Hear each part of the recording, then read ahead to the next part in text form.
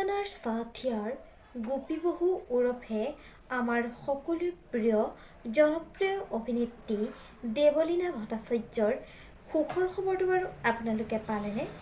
জনপ্ৰিয় অভিনেত্ৰীগৰাকীৰ এই মুহূৰ্তত আহি পৰিছে এটি ভাল খবৰ। আপোনালোক সকলোকে স্বাগতম জনাইছোঁ SP নিউজ আছামিজৰ অন্য এটি নতুন ভিডিঅ'লৈ। আপোনালোকৰ বাবে লৈ আহিছোঁ পুনৰ এটি নতুন ভিডিঅ'টো সকলোৱে আদৰি ল'ব বুলি আশা কৰিলোঁ। আহক আজি ভিডিঅ'টোৰ পৰৱৰ্তী অংশলৈ আগবাঢ়োঁ।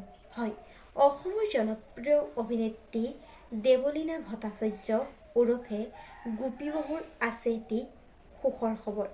খবৰটো পোৱাৰ লগে লগে অনুৰাগীসকলে তেখেতক শুভেচ্ছাৰে উপচাই পেলাইছে। আমিও আমাৰ চেনেলৰ তৰফৰ পৰা তেওঁলৈ যাচিলোঁ বহুত শুভকামনা। হয়, জনপ্ৰিয় অভিনেত্ৰী দেৱলীনা ভট্টাচাৰ্য মাতৃ হ'বলৈ সক্ষম হৈছে। জনপ্ৰিয় অভিনেত্ৰীগৰাকী কি সন্তানৰ বাৰু মাক হ'ল আপোনালোকে জানেনে? হয়, জনপ্ৰিয় অভিনেত্ৰী দেৱলীনা ভট্টাচাৰ্যৰ এটি ল'ৰা সন্তানৰ মাক হ'বলৈ সক্ষম হৈছে। বন্ধু বান্ধৱীসকল, আপোনালোকে খবৰটো পাই কেনে পালে নিশ্চয় এটি কমেণ্ট কৰি জনাব।